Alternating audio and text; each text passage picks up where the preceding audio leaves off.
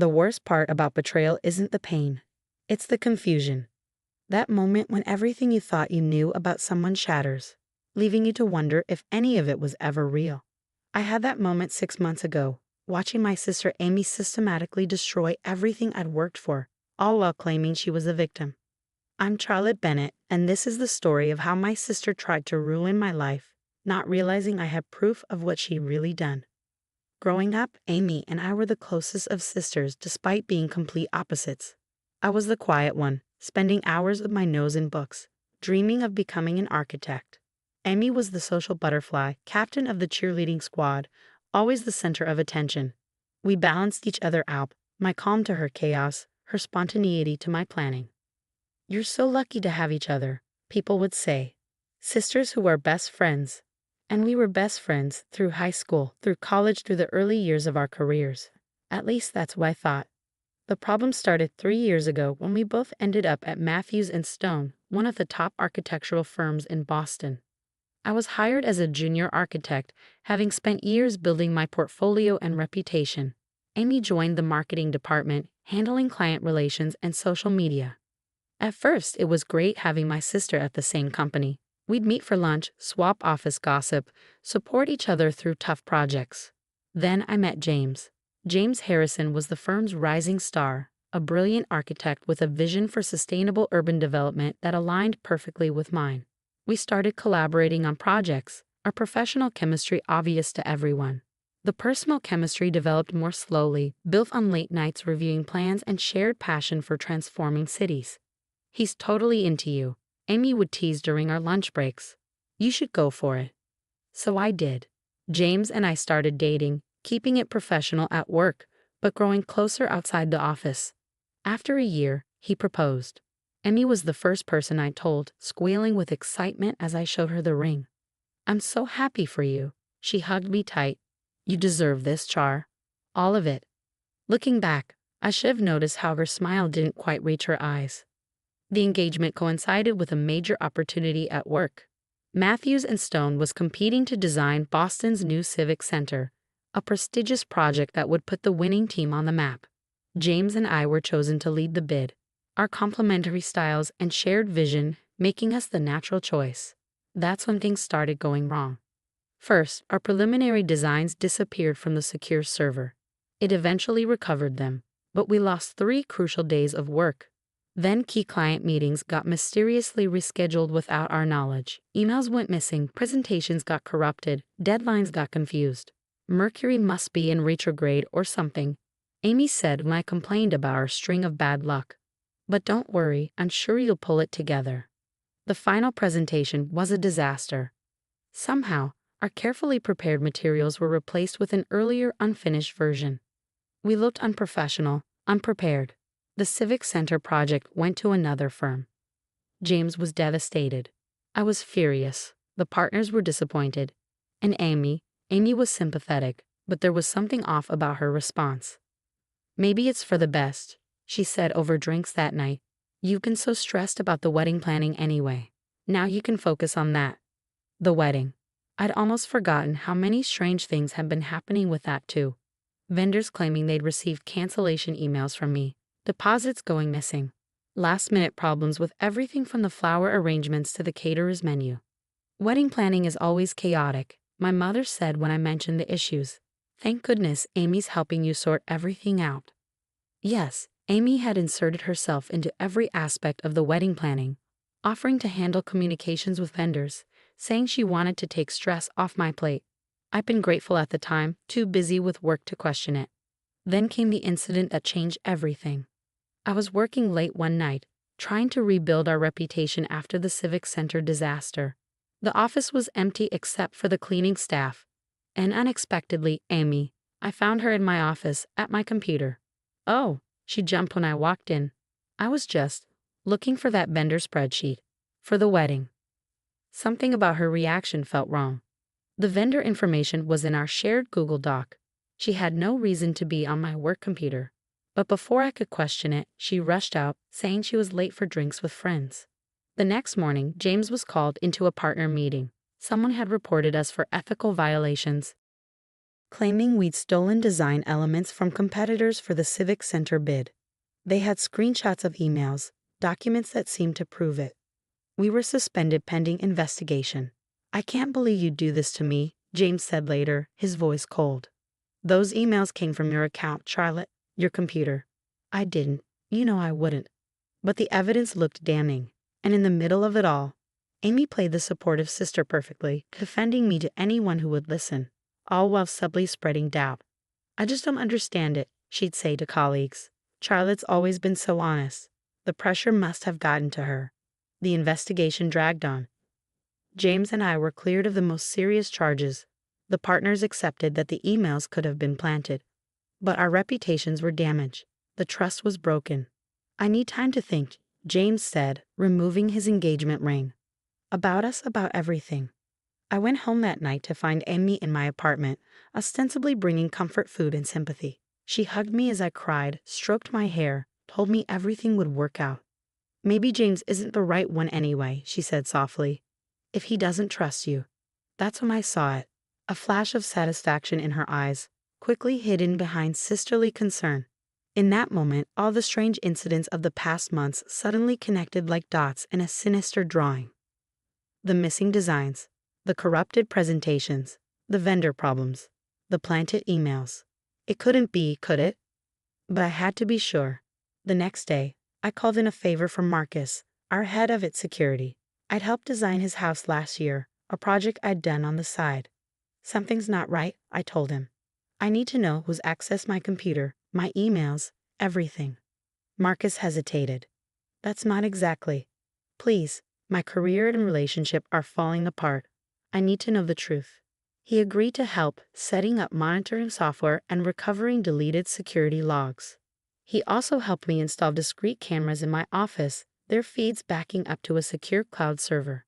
Then I waited, watching, gathering evidence. The rehearsal dinner was in 2 days. Despite everything, we decided to go ahead with the wedding, James agreeing to try to work things out. Amy had been particularly insistent about keeping the date.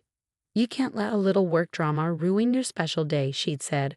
"Trust me, I have everything under control." Those words should have terrified me. But for once, I was counting on my sister's need for control, her compulsion to be the center of attention. Because I knew something she didn't, the cameras had caught everything. Every late-night visit to my office, every deleted file, every planted email. And more importantly, they caught her phone calls, the ones she made when she thought she was alone. The story they told was worse than I'd imagined. The security footage told a story so twisted I could hardly believe it was real. Hours of video showing Amy in my office late at night, methodically sabotaging my work, planting false evidence, making calls to project clients to sow doubt about our team's integrity. But it was the phone conversations that revealed the true depth of her betrayal. "Everything's going according to plan," she'd said in one call, thinking she was alone in my office. "Charlotte's career is in shambles. James is doubting everything. Soon he'll realize I'm the one he should have been with all along." Marcus had recovered her deleted emails too. Messages to vendors canceling services for my wedding, correspondence with competitors during the Civic Center bid, even a fake email account she created in my name to send incriminating messages. "Are you sure you want to do this?" Marcus asked as he helped me compile the evidence. "She's your sister." "Not anymore," I said quietly. She stopped being my sister the moment she decided to destroy my life. The rehearsal dinner was at La Maison, an upscale French restaurant downtown. Amy had insisted on handling the arrangements naturally. As guests arrived, I noticed she'd seated herself next to James at the main table, with me relegated to the far end. James looked uncomfortable but resigned. We'd barely spoken in the past week, the weight of unresolved suspicions hanging between us. My parents chatted nervously, clearly sensing the tension but not understanding its source. Amy was radiant, playing the devoted sister and maid of honor to perfection. She even prepared a speech, she announced, something special she wanted to share with everyone. I let her start, let her stand there in her designer dress, champagne glass raised, all eyes on her, just how she liked it. "I've known Charlotte all my life," she began, her voice thick with fake emotion. "We've shared everything, secrets, dreams, even our workplace. That's why this is so difficult." She paused dramatically, pulling out a folder. But sometimes love means telling hard truths. I've discovered evidence that my sister, that Charlotte, has been lying to all of us. Gasps around the room. James went pale. My parents looked stricken. These documents prove that Charlotte not only stole designs from competitors. Emmy continued, but she's been embezzling from our wedding fund, canceling vendors and keeping the deposits. That's quite a story, I said, standing slowly. Why don't we watch a movie instead? Before she could respond, I nodded to Marcus, who started the video projection we'd set up. The screen came to life with crystal clear security footage. There was Amy sneaking into my office at midnight, Amy deleting files from my computer, Amy making calls on her cell phone. No, this is Charlotte Bennett. I need to cancel my contract. Yes, keep the deposit. No, don't try to contact me directly. The color drained from her face as her own voice filled the room. James should have been mine. We had a connection at the office Christmas party last year. I know he felt it too. But then Little Miss Perfect had to swoop in. More footage played. Emmy sending emails from my computer. Emmy planting false documents. Emmy laughing on the phone about how perfectly her plan was working. Turn it off, she whispered. Why? I asked. Isn't this the truth you wanted to share? The room had gone deadly quiet. James was staring at Amy with a mixture of disgust and disbelief. My parents looked like they'd been slapped. I can explain, Amy started, but her voice cracked. Let me explain, I said, my voice carrying in a silence. You couldn't stand that I was succeeding on my own merits, that James chose me, that for once in our lives I had something you wanted and couldn't take. That's not. I never. Never what? Never sabotaged my career, never tried to ruin my relationship, never betrayed your own sister out of jealousy and spite. I played one final clip. Amy in my office just yesterday, practicing her rehearsal dinner speech, gloating about how this would be her masterpiece, her final triumph. I'd say your performance was brilliant, I continued as the screen went dark. But brilliance requires originality. All you've done is play the same role you always have. The center of attention, the star of the show. Only this time you went too far. The partners from Matthews and Stone were in attendance. My guests, though Amy hadn't known that when she planned seating. They looked thunderous as they approached her. Ms. Bennett, the senior partner said, I suggest you come to our office first thing Monday morning to discuss your employment status and bring your lawyer. James stood up, finally finding his voice. Charlotte, I am so sorry. I should have trusted you.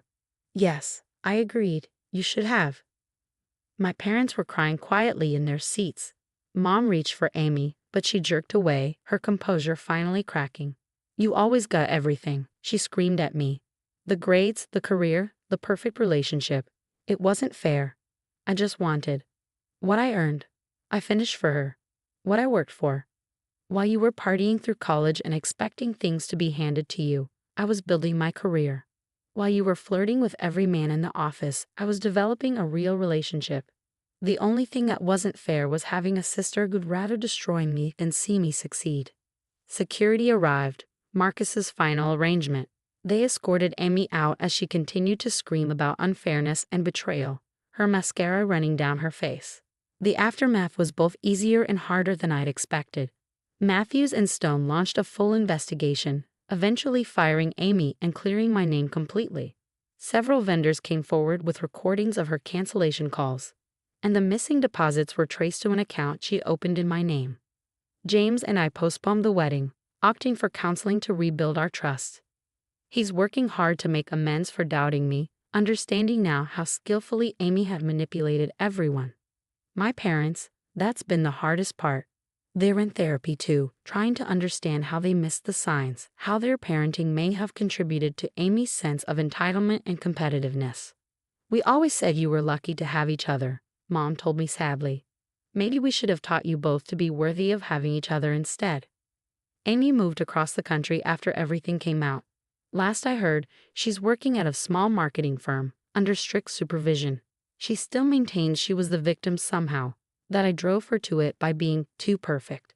The wedding finally happened 6 months later, smaller, more intimate, but more genuine. Instead of a maid of honor, I had my closest friends stand with me. People who had supported me through everything. Who had seen through Amy's manipulations even when I couldn't. During the reception, James pulled me aside to show me something. A small album of security photos Marcus had given him, showing me working late nights on the Civic Center project, completely focused, passionate about my work. "This is why I fell in love with you," he said. "Not because of grand gestures or dramatic scenes, but because of your quiet dedication, your genuine passion for what you do." We're back at Matthews and Stone, our reputations not just restored but enhanced by how we handled the crisis. The partners have put us in charge of a new sustainable housing project, bigger than the Civic Center would have been. Yesterday, I found an old photo of Amy and me as kids, grinning at the camera with ice cream on our faces. Sometimes I miss that sister, the one who shared secrets and dreams before jealousy poisoned everything. But then I remember that person never really existed. She was just another role Amy was playing, waiting for her chance to steal the spotlight. The security cameras are gone from my office now, but I've kept one small reminder of everything that happened. On my desk sits a simple frame containing a fortune cookie message I got the day I decided to investigate Amy's betrayal. The truth has a way of coming to light. The only question is whether you're ready to see it. I was ready. It hurt. It changed everything. But it also set me free. Free from manipulation. Free from false loyalty. Free from the exhausting task of managing Amy's endless need for attention and validation. Last week, a young intern came to me for advice about office politics and difficult colleagues. I thought carefully before answering. Success isn't about defeating others, I told her. It's about being someone who can face herself in the mirror every morning, knowing she's earned her place through hard work and integrity. Amy never understood that. She was so busy trying to take what others had that she never built anything of her own. That's the real tragedy, not that she betrayed me, but that she betrayed herself, becoming exactly the kind of person she always accused others of being. As for me, I'm building things again, buildings, relationships, a life based on truth rather than competition. Sometimes the best revenge isn't about getting even. It's about getting better, about refusing to let someone else's darkness dim your light. The truth may hurt, but lies destroy. I chose truth. And in the end, that made all the difference.